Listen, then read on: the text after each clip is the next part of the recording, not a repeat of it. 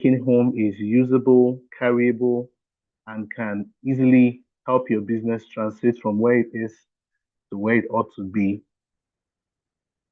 in the nearest period. So I'll be talking about being able to manage your business from where it is currently to where it can possibly be because every business is created to be able to grow.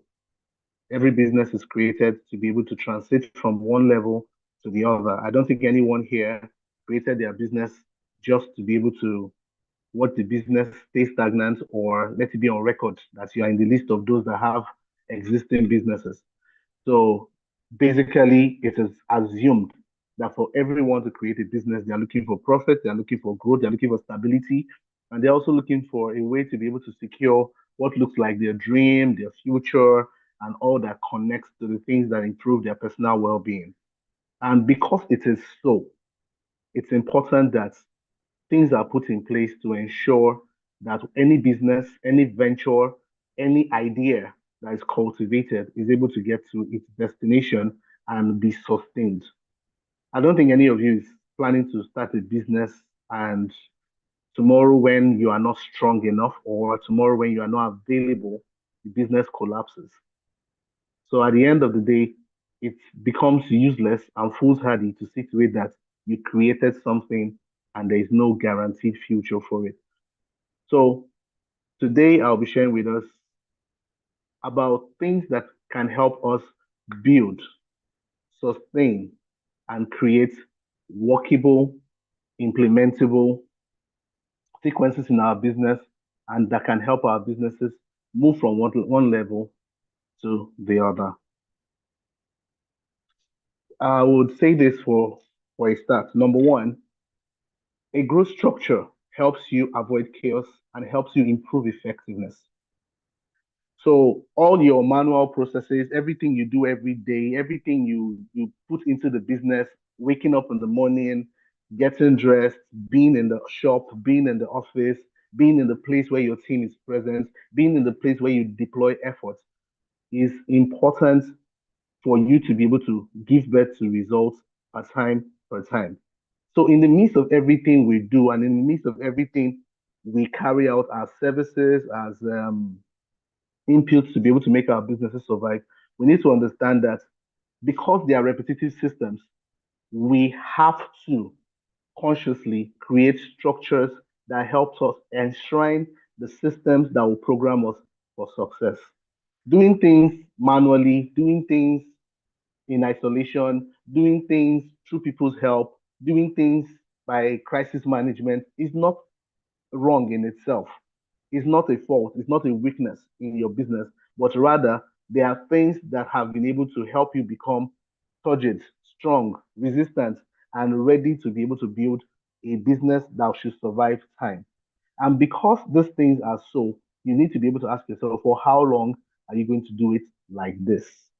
So, because you don't want to do it in a way that would not be able to guarantee success, in a way that will not be able to guarantee effective results, you need to begin to ask yourself, what are the things you can do differently? Someone said, doing things repeatedly and expecting different results is equivalent to madness. So, to avoid the madness syndrome, we need to be able to do things differently to give us improved results. So, that we have done them long enough is good. That we have been able to guarantee their success points is good.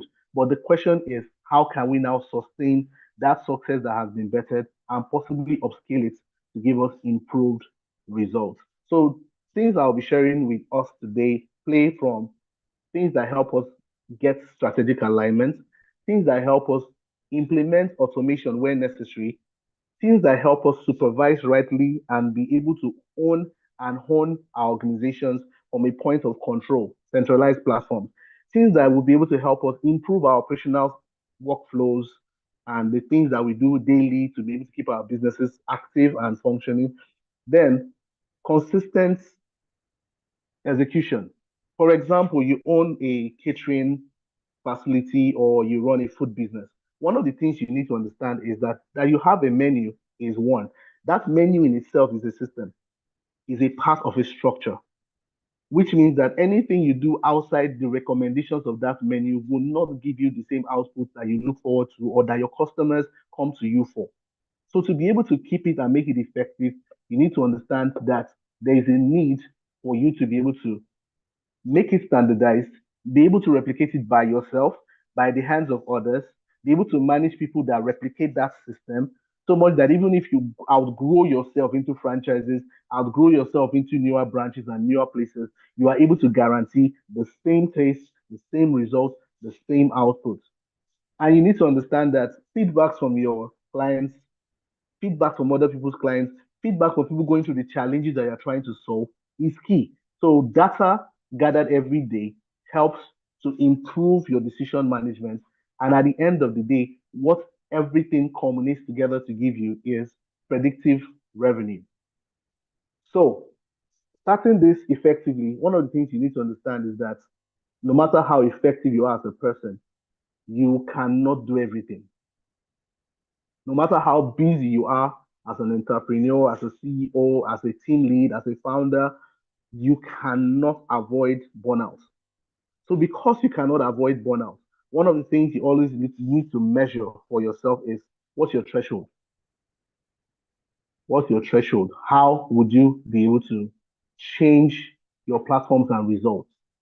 And you need to look at it from this perspective. If you can see my screen, you would see a graph that talks about revenue and time, which means the amount of time you put into the business is supposed to automatically give you a guaranteed increase in outflow, in results, in revenue. But as an owner of a business that is dependent on yourself to make the business survive, these are the things you cannot avoid. Number one, you will experience burnout. You'll fall sick at one point. You will get stressed out. You would lose it. You will struggle to be able to meet the needs of your clients because at a point we all pray for growth. And when you begin to do the things you have to do consistently, people will increase order. When they increase order, it breaks you, it breaks your resistance. And what happens to you?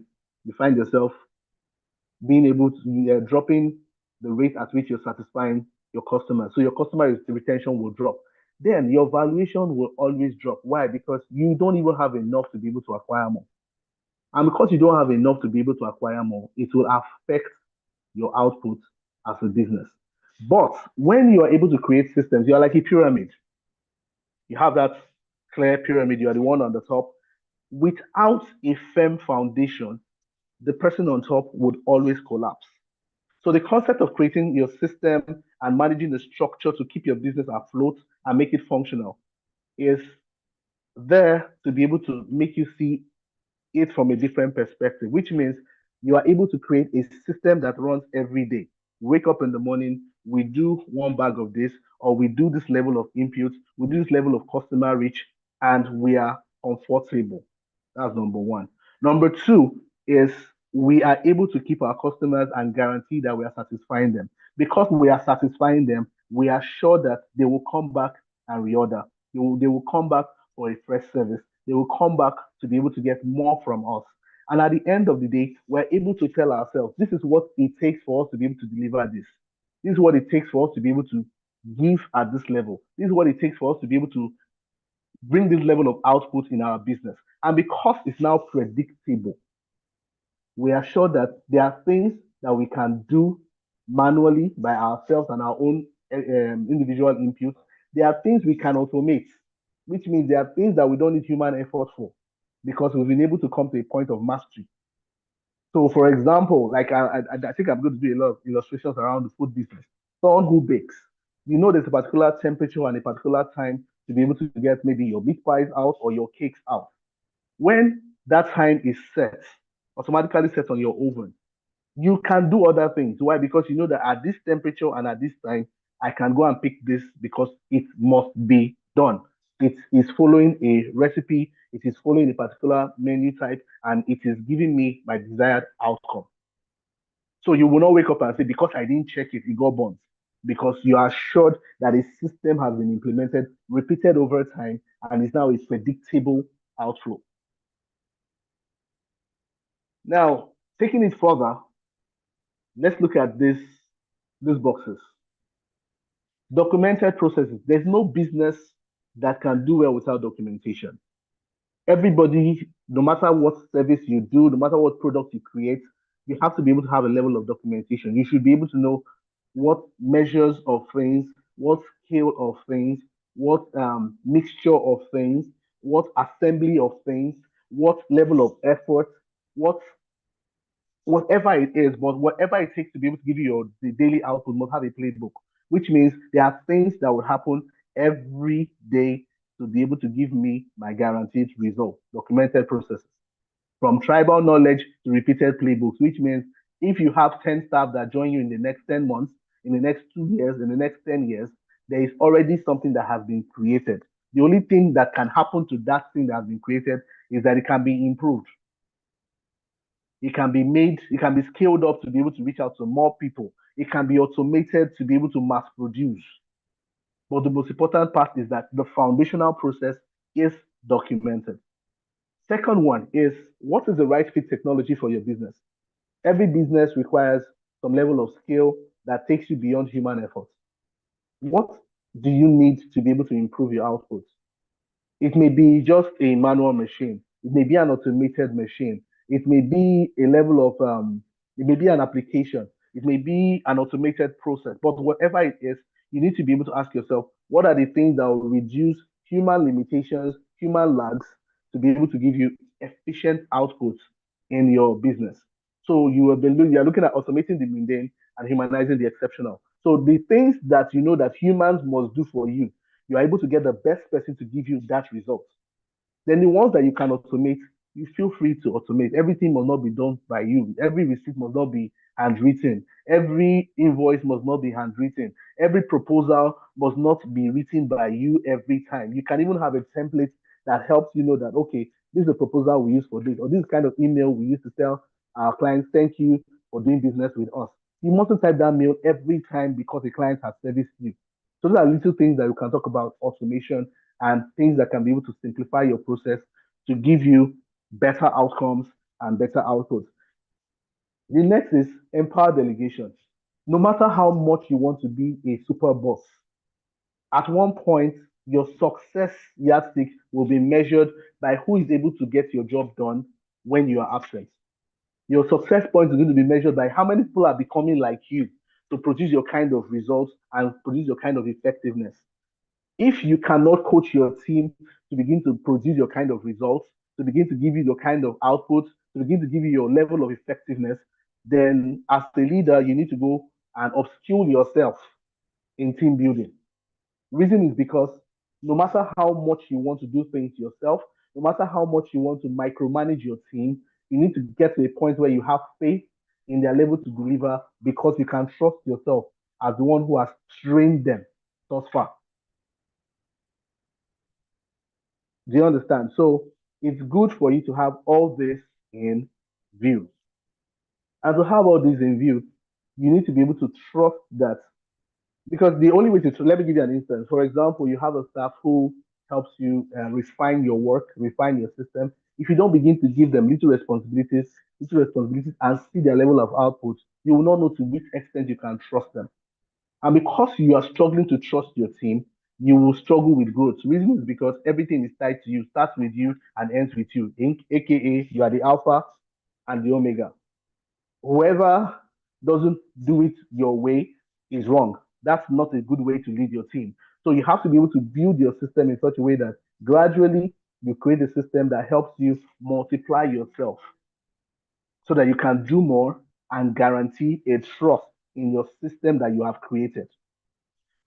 Finally, you look at trackable metrics. You give out 10 cartons of a particular product every day. And at the end of the day, you have like 10, 15, or 12 of them come back. You are able to know how many go and how many return. At a point, able to make you either reduce to 30, knowing that you are trying to manage the flow, or it helps you increase based on the fact that there is a higher demand. If you cannot track your data, you will not be able to know when you have demand increase and when you have demand drop. And when you cannot track whatever you do, you struggle. And because you are struggling, you need to understand that you need people's help to be able to help you get better results and better outputs.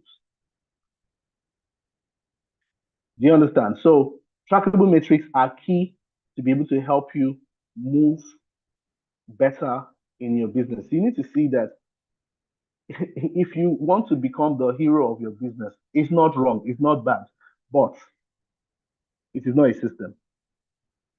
And it has gradually moved from an asset that can grow to a liability that is dropping you.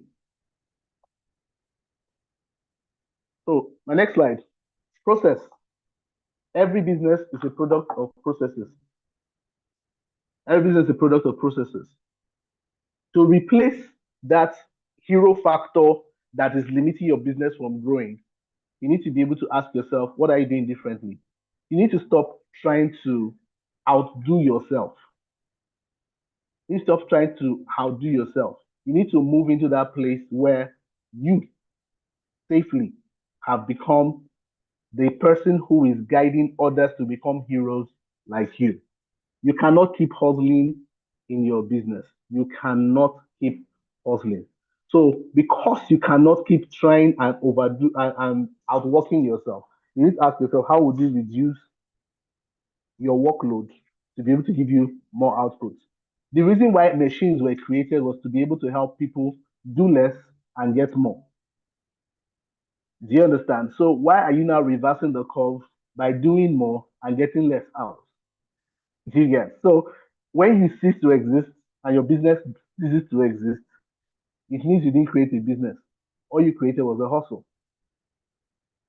So you can see an example here, writing a custom email from the scratch. I think I already made that example before. Every time you want to be the one that is writing the email, you want to be the one that is typing, you want to be the one that you cannot sustain it. And because you cannot sustain it, you need to be able to create templates to make your life easy. If a task is executed more than 3 times by anyone, it must become a checklist or a short video, which means anybody that comes to your organization 6 months from that moment that has been created, 1 year from when that has been created, has a working manual to work with. I work in an edutech organization, and we have what we call our learning management system. In our learning management system, we know that a lot has been done by experts at different levels. But because so much has been done by experts at different levels, we constantly ensure that there's a playbook so that if we have to change staff, lead instructional designer is no longer around and a new person comes in, all the person needs to do is watch the video, see what has been created, and from where it is, start to work and improve the system.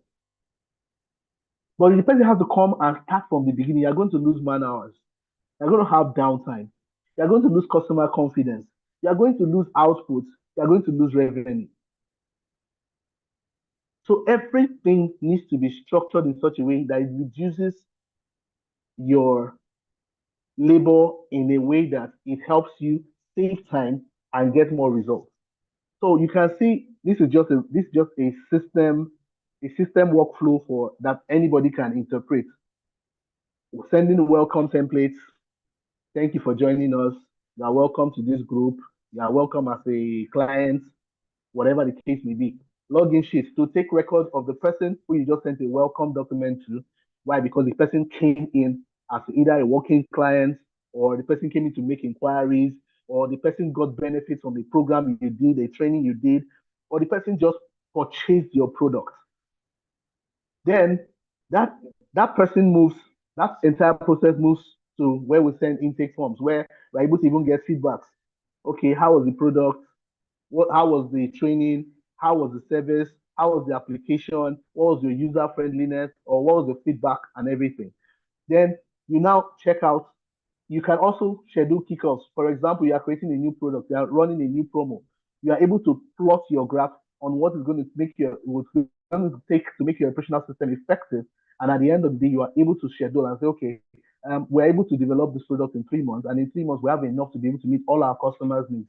So in 3 months' time, because you have a clear template, you have an understanding of your repetitive system, you have an understanding of your timelines and intakes, you are able to put that into consideration and say, okay, in 3 months' time, we are ready to be able to do this product launch. So you can even begin teasers and things that you want to do to be able to prepare your customers for whatever is coming, to upscale your business, to change and translate your business, and to effectively make your workflow um, become something that has transcended what they were expecting.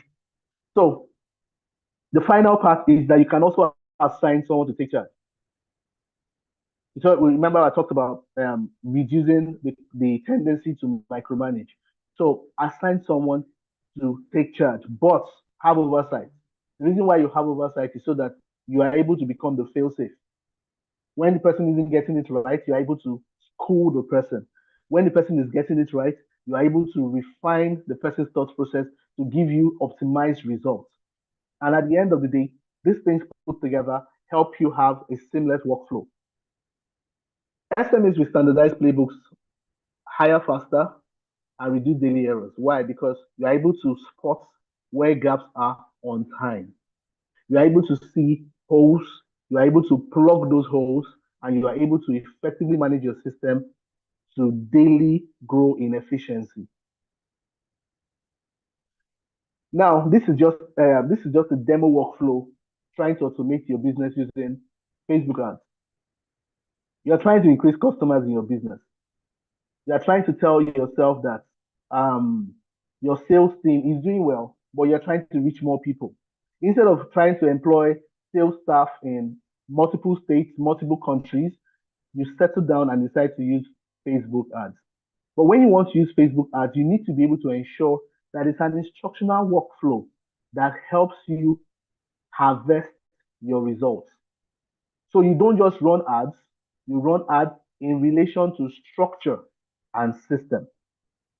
You don't run ads because everybody is running ads. You run ads to effectively manage your system and structure. So if there is no structure and there is no system, when you run the ads, you are wasting money. Is using ads good? Yes. Is it effective? Yes. Does it give results? Yes. But using it in a system, in an organization that doesn't have system and doesn't have structure is waste of your resources. So invariably, I'm telling you for free that however you like it, however you like it, you need to settle down and ensure that the things that will manage your business effectively for you are set in place before you begin to make investments into ads. We want a website. A website for a company that doesn't have system and structure will still sell your organization as disorganized and scattered. So everything needs to be in sequence. Everything needs to be organized. Everything needs to be able to have a clear workflow. So using this Facebook ad as an example, the Facebook ad has run.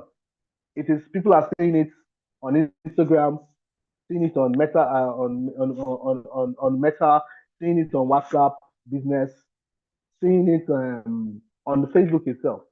When they finish seeing it, there's a call to action.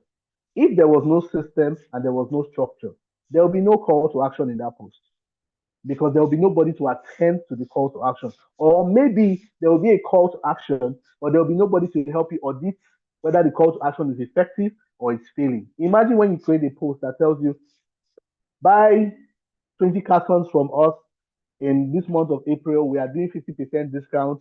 And if you buy 20 cartons, you stand a chance to win something. And you also stand a chance to get maybe a 30 minutes, 1 hour consultation from us on how to be able to use our product more effectively. And it's going to work on your skin, as the case may be, whatever the product is. When you finish giving that analysis and that analogy, you now give that prompt. Now, the people are reaching back and they are sending inbox. You are getting messages in your inbox. Nobody is responding. You don't even have AI to give them an autoresponder to make them feel like they reached out to you. I bet you the next time you run an ad, people will skip because they already have a field experience, courtesy of the fact that there was no system to ensure that there was a feedback, there was a harvest to their input, and there was something that was going to be able to bring them back another day.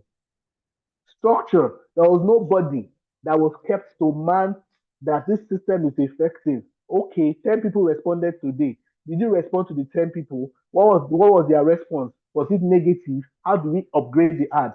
Or what was their response? Was it positive? Do we have enough to meet their needs? Or how do they prefer it? Are we meeting them in how they prefer it? These are little feedbacks that help your business and organization run smoothly and run effortlessly every day. But once there's no system and structure to be able to harvest this data, you will find out that everything you have done is fool's heavy. So when it goes in, there is instant Google Sheet entry, which means the person is given a form to fill, maybe to put in their names and phone numbers so that someone will call them, or just to put in their names, emails, and phone numbers so that you can give them an auto response email that locks them into a community. Or you get their data, their level of their number of orders, and their willingness to even pay or take advantage of a discount or purchase. And at the end of the day, everything you're speaking is English. So to avoid this, there is need to ensure that your team can follow through on everything that is being harvested somewhere online. Personalized WhatsApp messages, it can be created with AI. AI is everywhere, and WhatsApp has even enabled stuff on Google My Business that can be able to help you put autoresponders. So if you're able to do this, you are able to find out that you are able to measure your ads, measure your platforms, find out which gives you the best results. You get your best results from Twitter, you get your best results from Instagram, you get your best results from Facebook. Where are you going to invest more another time to be able to increase market because market is working in that particular platform? You are able to stop doing copy and paste and repeat. Why? Because you are not just doing it there, you are doing it, getting feedbacks, refining your system. And because you are refining your system, one of the things it's doing for you is that it's making you look very attractive. Because whether you like it or not, one of the things we do with our business every day is we are trying to be in good relationship standard and standing with our customers, with our beneficiaries of our services. So if we're not in good relationship standard, it's like a husband and wife who are constantly quarreling. When they quarrel to one extent, communication will die. And when communication dies, we know how it ends. So to prevent divorce from your customers, we need to be able to put ourselves in a place where we're able to tell measurably what we do. If you look at if you are using Facebook ads, if you are using just Instagram posts, there's a place called Insights. What does it do for you? It helps you review your activities to know what is working and what is failing.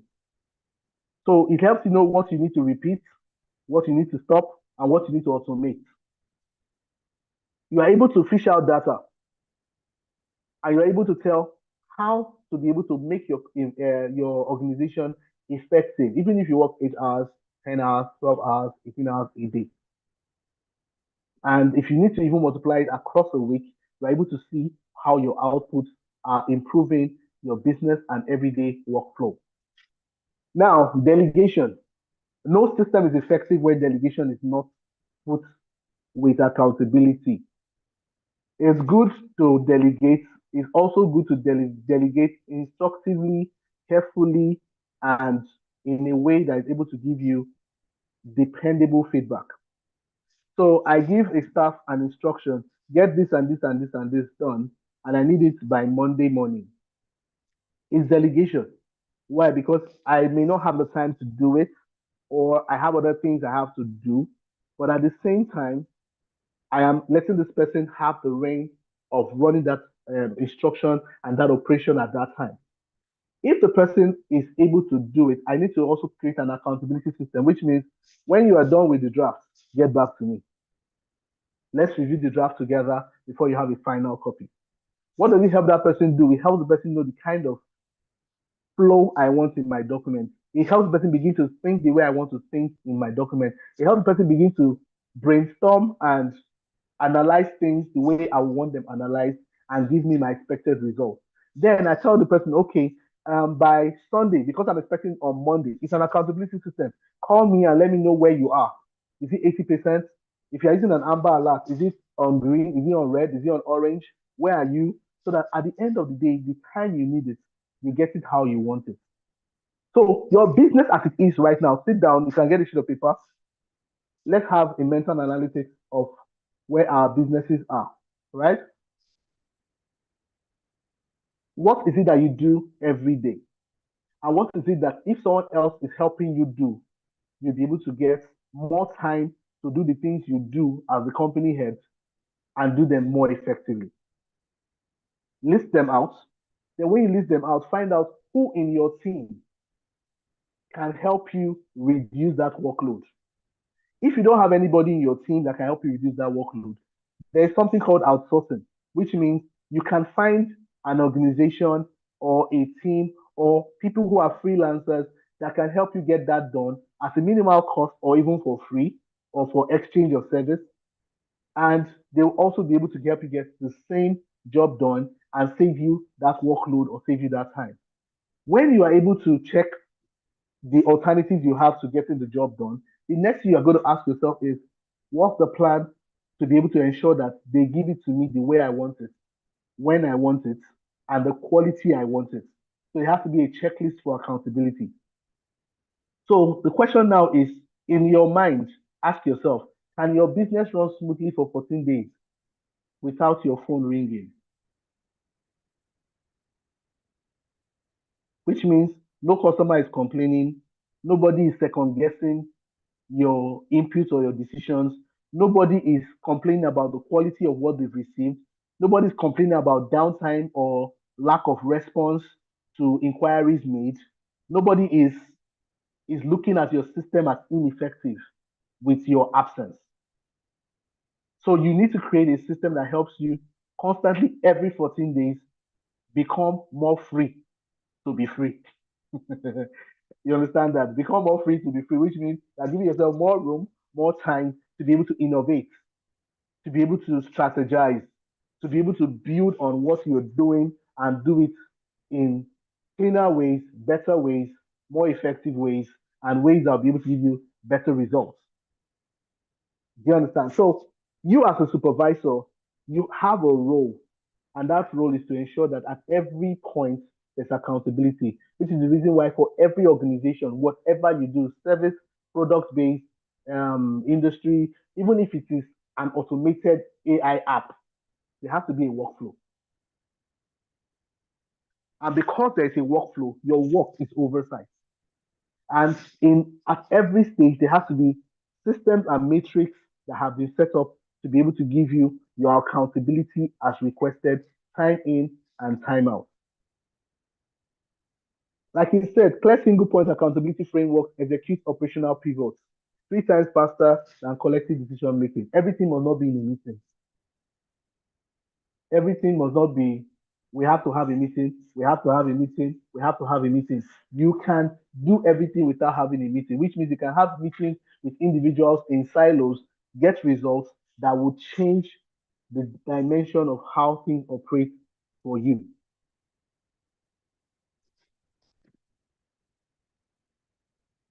Excuse me, sorry. Let me take this further.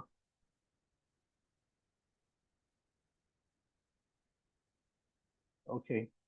So matrix managing by actions and not feelings. As a boss, you need to understand something.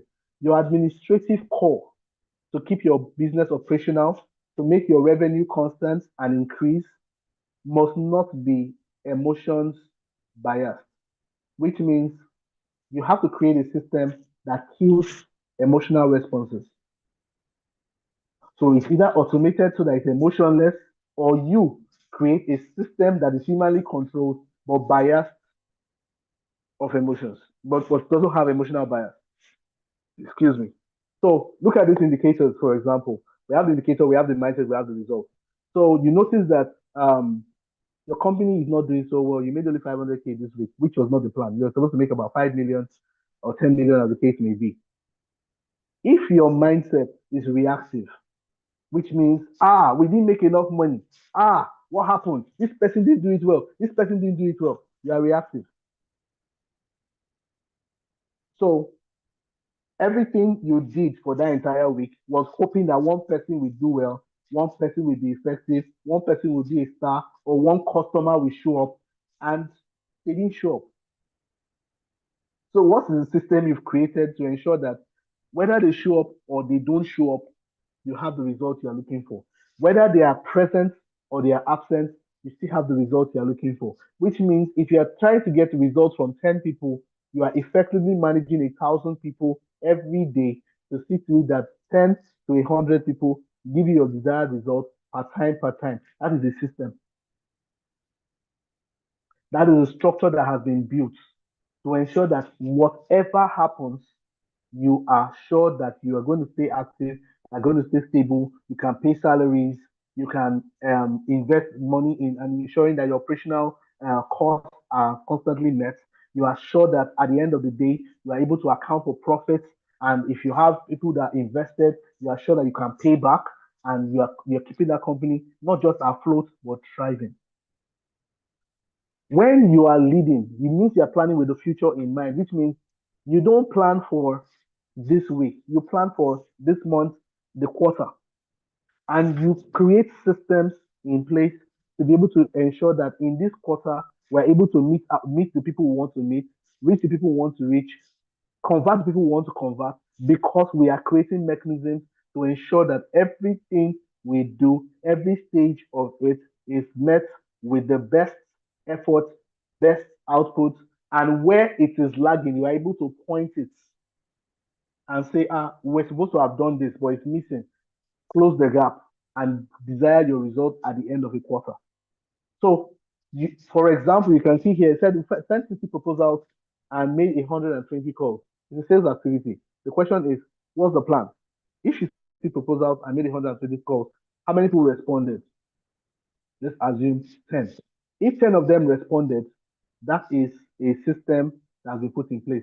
So if we want to change this and say we want to 10x this result, what we're telling ourselves is that we're going to send out 500 proposals, 1,200 calls to be able to get 100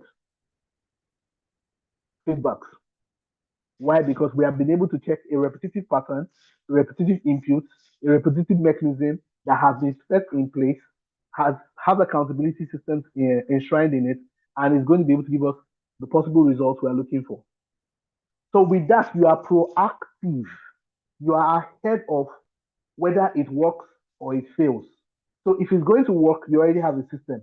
If it's going to fail, you already have a system to prevent the success or failure from being the core reasons for your results.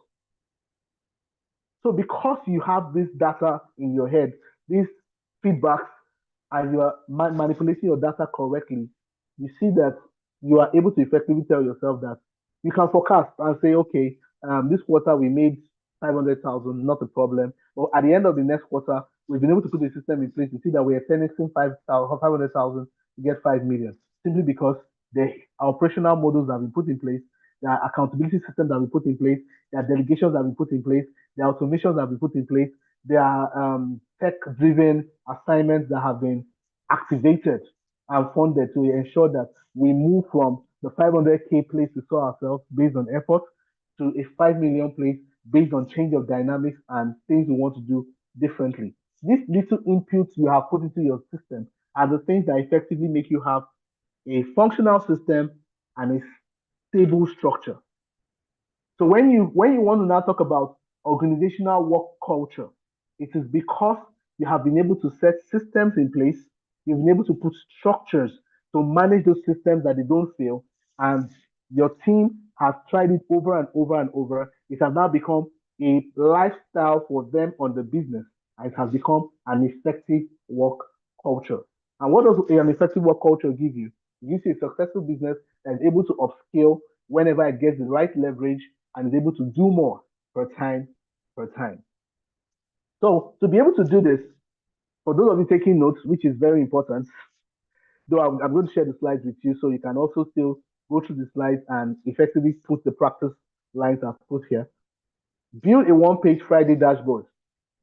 Track only 3 to 5 crucial leading numbers, which are your new leads, your conversion rates, the things that are happening differently in the organization to position you for the next. Because at the end of the day, when we come at the end of the month, tomorrow is April 30th, and many of us will now be doing monthly reviews. The monthly review is actually a product of daily reviews gone by, weekly reviews gone by, and at the end of the day, monthly reviews, which means not whatever we're going to see tomorrow, 30th, is not going to be accidental. It's going to be a product of what was put in from the 1st of April every day, what was monitored at the end of every week, the ones that were overlooked and the ones that were looked into, and position for the results for 30th. Now, that is the end of the first month of the second quarter. At the end of the quarter, which is um, June 30th, we are going to review again and say we are doing quarterly review. We will not omit the errors of April. The errors of April will play into May. If they were not effectively managed and mitigated, they will meet us in June. And at the end of June 30th, we will repeat the same pattern and the same error simply because we omitted the managerial flow of taking daily accountability into weekly accountability. So, what does Friday dashboard do for you? It helps you summarize the week and helps you forecast the coming week. So, if things were not done well, things were not concluded in this previous week, you are able to carry it into the new week. And carrying it into the new week helps you effectively know what you're going to do differently because results are expected. Everything must be measurable, everything must be in full sync with accountability. And you must tell yourself the truth. You can't lie to yourself. No matter how much you choose to lie to yourself, the truth will always surface. So it's better you're able to nip things in the bud when you see that errors are available, when you have the wrong staffing, when you have the wrong delegation, when you have the wrong automation system.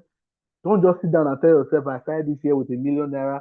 I'm gaining 100,000 naira every month for digital marketing, and I'm sure that it's going to give me desired results because digital marketer told you that with 100K can guarantee you 1,000 sales. Measure it at the end of January, at the end of February. This is end of April now. Measure. Did it give me the desired results? If it's not giving me the desired result, what am I going to do differently? Am I changing hands? Am I changing the system? Am I using AI? Am I trying a new tool? These are the things you'll be able to use to manage your results. Tracking your weekly activities, your daily activities helps to guarantee growth and helps you to be able to manage all the people entering your funnel and manage them on time. Do you understand? So it is important that you are able to put these things in view. So this is a 90-day systemization blueprint. I just talked about 90 days now. I talked about April to June 30th.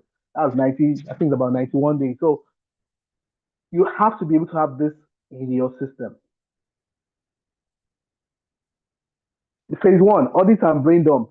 Write down every daily task. What are the things you do daily to keep your business afloat? What are the things you do daily that helps you know that you have a working business or a working system or a working product or a working whatever? Check that, audit it.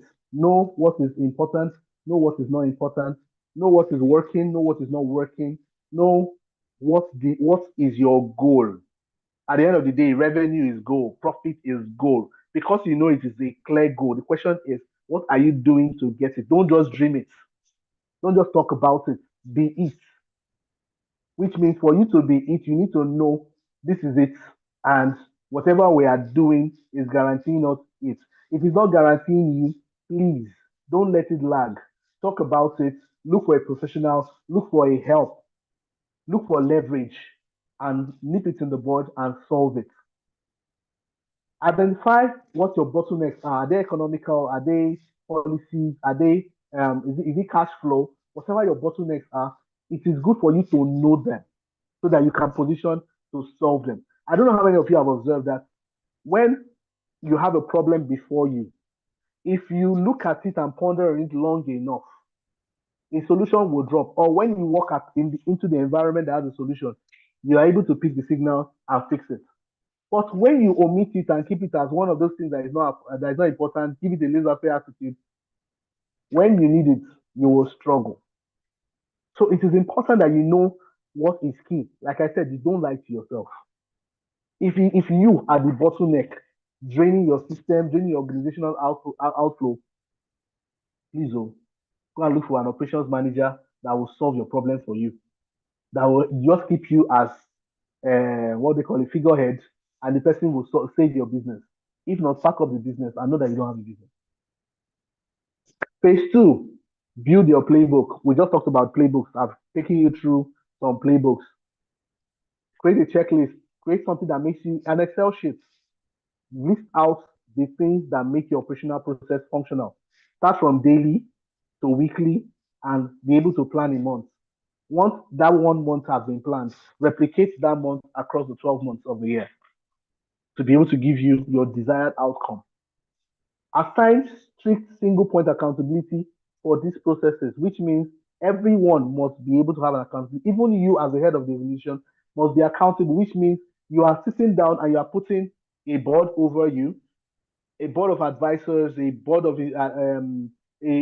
trustees, so that you have an accountable system even for yourself. It may be a mentor, but as you create for the team, create for yourself as a team lead, so that every moment you are able to get someone that puts you in check to know that what you're doing is okay or what you're doing is offbeat. Then, when you need training, don't waste time. Invest in training. Get your team to get trained. Get trainers to come and work with your team, come and optimize your team, to come and build your system. It's what we do to save organizations. Get trained. Get trained, get training to your team, get training to your room.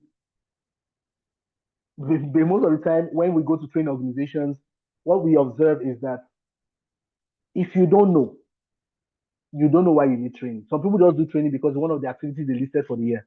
But it's effective for you when you're able to call for training because there's a need. I will never go for a training as a consultant with any organization that does not give me their need analysis. If you don't have one curated by your team, I will always share one so that when they go through, they feel it. I'm able to read the pulse of the room. I'm able to know why they need me. It's useless for me to just come in and just come and show that I have knowledge and I'm training and I walk away.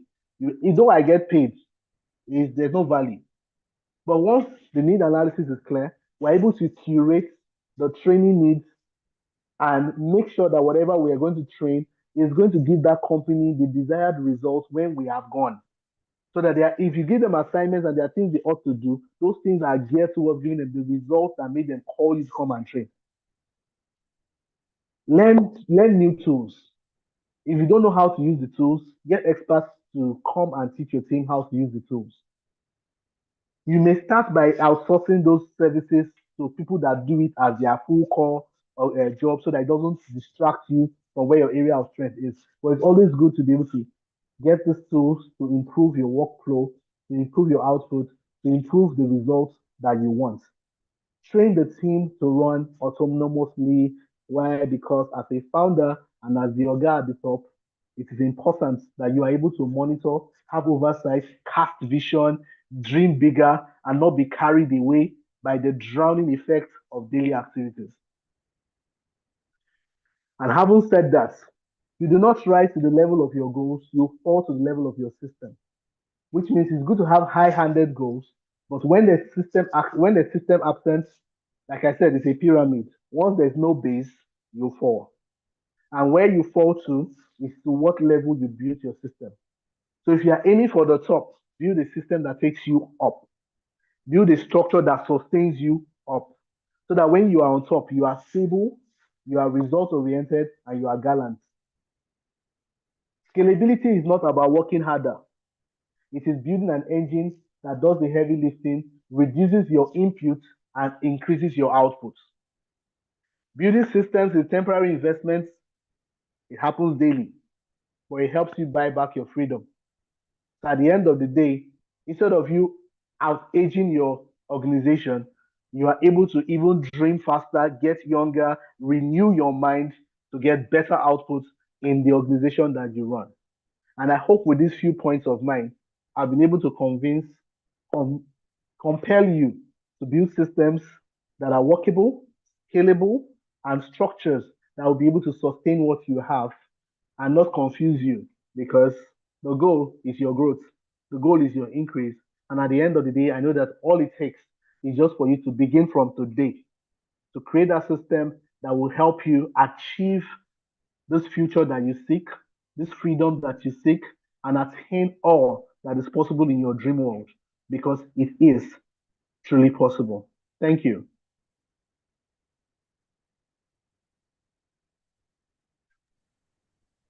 Thank you so much, Emeka. You shared a whole lot And I really hope that the participants they brought their A game in listening today, and they're going to channel everything into their businesses.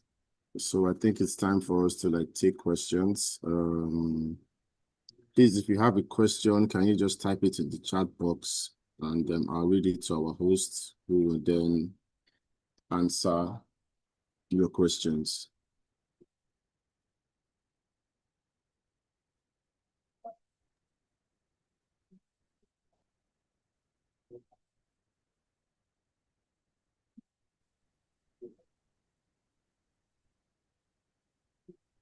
Hello, guys. We're waiting for your questions. If we don't get any questions in 1 minute, I would assume that we are all good.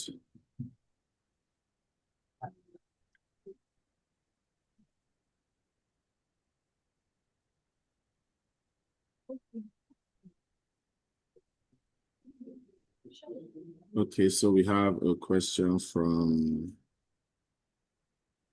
Adenike, right? So I'm just trying to scroll.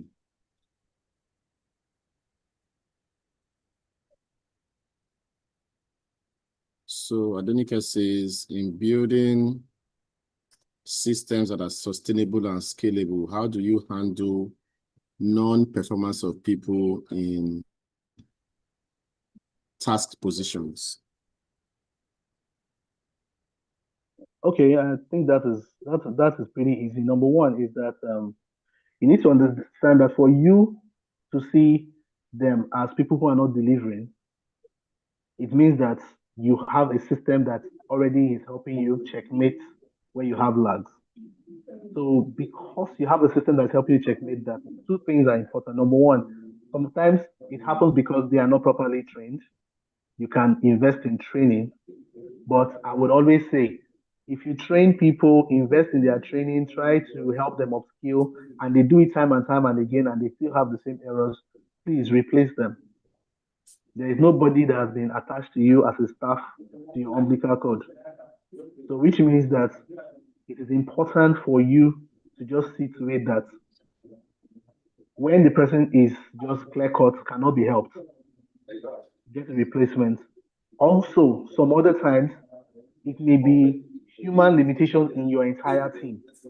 Just outsource to be able to get that result in that task in such a way that it doesn't limit your general outflow and what you do. Thank you. All right, thank you, Emeka.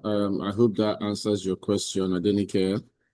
You are not tied to the umbilical cord of anybody, so if they're not improving or helping your business, and you've tried and trained them, I think it's best you let it go. So we have a question from anonymous attendee. How can a school owner that is having difficulty getting workers because the salary is not too attractive be able to have a system? Be able to have a system that can operate without the owner? The small salary is because the school fees is small. How can such a person operate this type of system? When it comes to running schools, it's very peculiar. But the interesting part about the peculiarity about running schools is that no school plans to remain small. It is for me. I think it doesn't make sense for you to run a school for so long.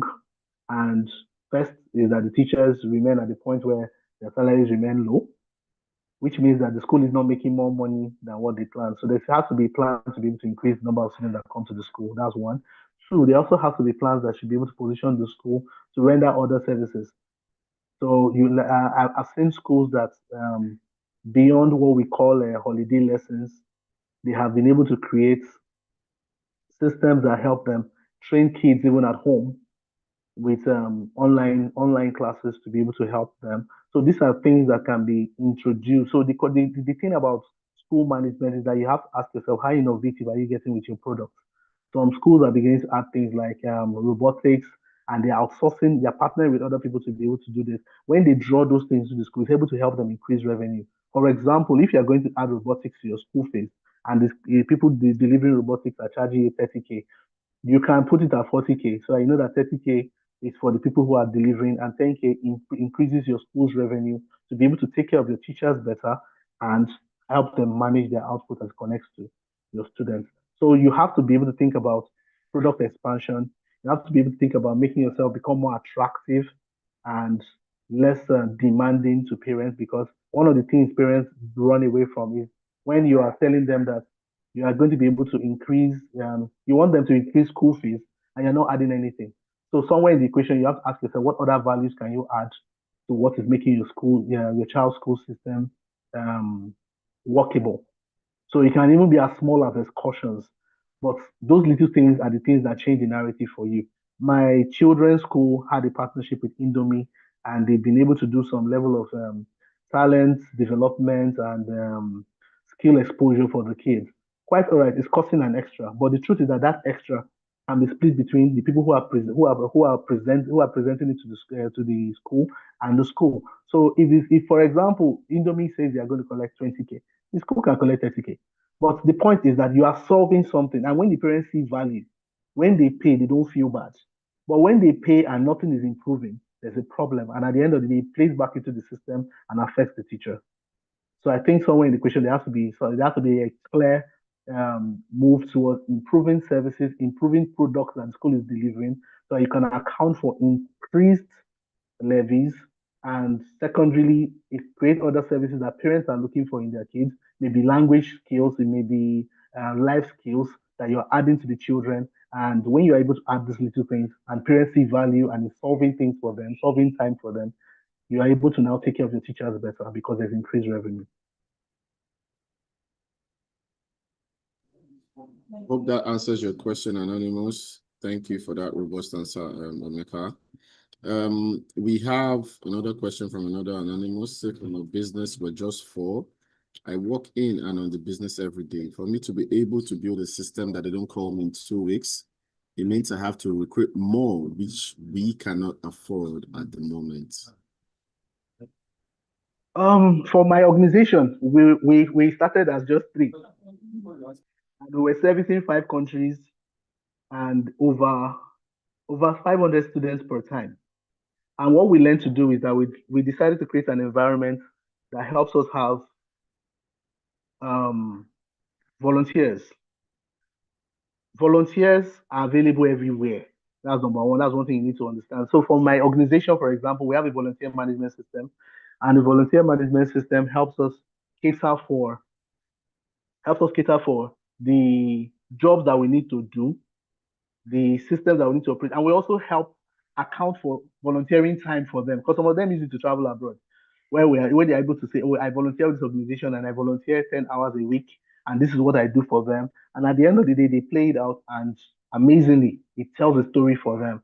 So you can play volunteers. Volunteers is one way to be able to reduce your workload when you have a lean team. Another thing you can do is find out what part of your systems you need to automate. What made us evolve into EduTech was because we're looking at a scenario where instead of us having to physically manage classes every day, we had to be able to bring um, we have to be able to tell them that they can learn at their own pace. So we have to create a learning management system. It was technical, and in the learning management system, we have now close to 1,000 students, and they are learning at their pace, at their time. The only thing we're doing at the back end now is monitoring what they are doing. So instead of us to bring our faculty every day, every month, the faculty did their training once, and it got embodied in the learning management system. So find a way to be able to automate some functions. Then beyond that, another thing I think you can also do. So I've mentioned volunteering, I've mentioned automating systems.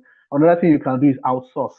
When we started, because we were lean, we outsourced marketing, we outsourced branding and communications, and we outsourced legal. And reasons why we had to do that was because we were conscious of um, the people we were working with. So we wanted to create a system where they are able to, how will I put it? We are able to do the things we are doing as core, then other people are leveraging and are handling those services for us, and we put it at the budget. So look for a budget that was going to be able to work for us, and we're paying them per quarter, and we got the results we wanted. So at the end of the day, these are little things you can put in place to be able to get a lean team to give you maximum results.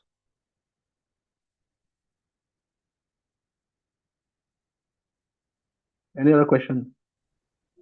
Yeah, there's sorry, we lost our connection there for a bit. Okay. Thank you, Emeka. Okay, there's another one. I think we have three more questions. Okay. When an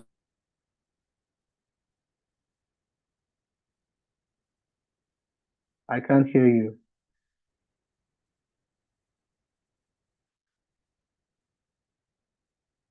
I can't hear you.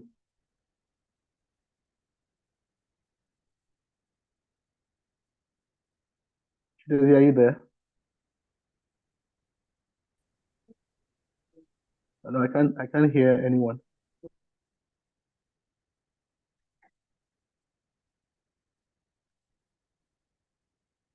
No. Can you hear me?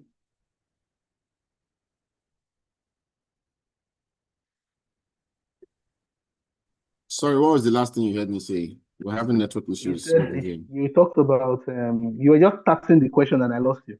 Oh, okay. I think the person is talking about having a board, right? Okay, Okay. yes. Yeah. When an organization has an executive board, how often are they Mhm. meant to be charged? Is it based on the goals of the organization or is the board a one-off? I think that's what the person was trying to say. Okay.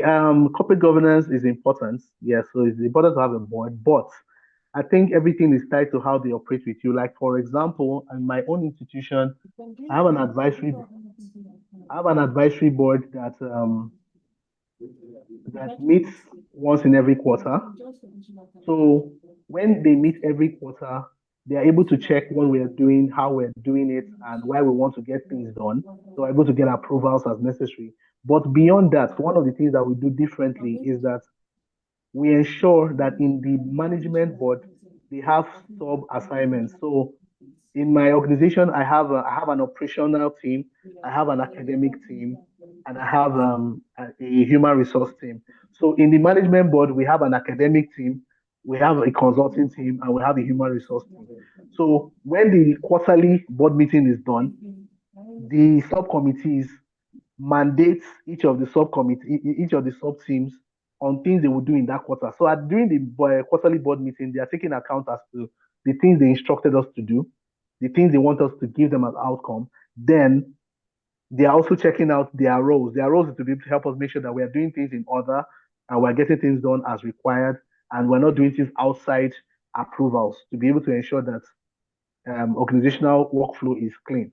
So it's up to you and the organization. You can choose to have a meeting every month, but I think it's best to do either quarterly or once in every 6 months because it's just an accountability system to keep you in check. All right, thank you so much, Emeka. I hope your question was answered to the person that asked that question. You guys are Yes, sir. getting a lot of free expo. So we have three more questions before we go. Okay. Mary says, what practical ways can a small business raise capital without taking on too much risk? Um, Practical ways. Truth be told, we are used to the family and friends model, and I will not lie to you. Over time, I've come to find out that every growing business that is afraid of taking a loan will not grow. Not because it is advisable to put yourself in debt financing or lock yourself down in that pocket, but it's because if you cannot use your operational system, operational model to transfer a loan and make it become a profitable debt, it means that there's something wrong with your organizational system. So it's to take a loan is good and it's not advisable at the start. It's advisable when you have created your system. The concept is understand what makes your workflow tick, understand what makes your workflow effective, then take a loan. But when you do not want to take a loan, quite all right. Once in a while, you apply for grants, but they are not always guaranteed.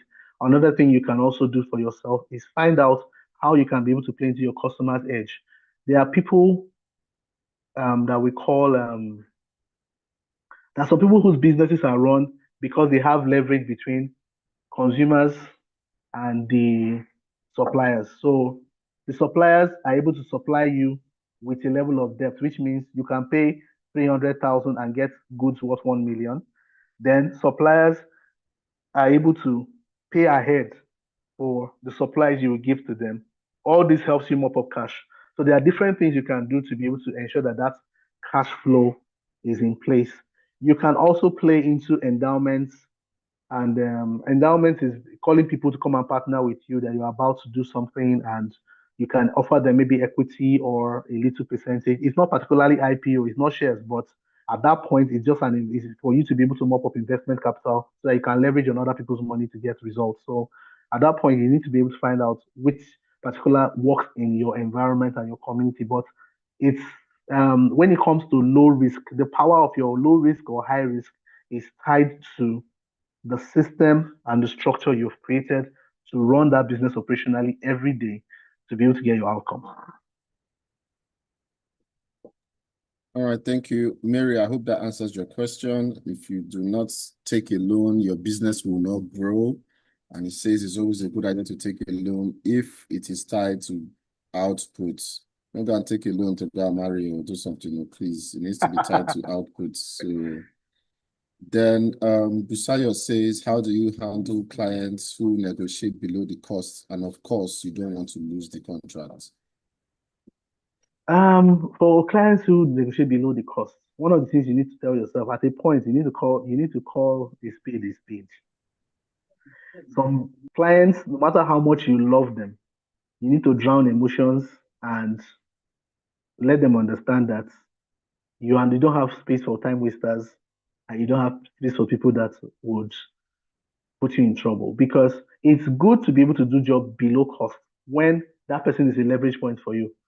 There's some people you do work for free, simply because you know that the things that will come later will bless you a lot better than that sacrifice you make at that moment. But not someone that you've not even tested the water, and the person is telling you, I want to pay less. What's the guarantee? If the person is even asking for it after they have paid normal before, it makes a lot of sense because you know that the person is a returning customer. But we should stop playing on that leverage of desperation. Don't do business out of desperation. That's why we create room to be able to have multiple clients so that at the end of the day, when we lose some, we do not sacrifice our business because we are trying to be people pleasers. So at the end of the day, you need to be able to create that balance for yourself. Don't just kill that emotional part. Let it happen when that person is a source of leverage. If that person is not a source of leverage to your business, let it die on arrival. It's not to your advantage at all. There's no need to browbeat it or play it down. Everybody at the end of the day is selfish. So you have to get to the point where you protect your business with your own selfishness to ensure that you make profit.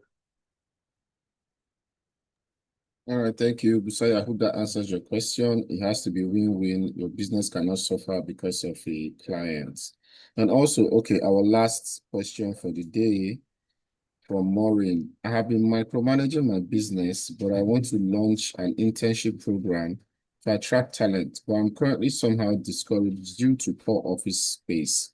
Please, sir, how do I go about it? We have gone beyond the period where office space is a determinant.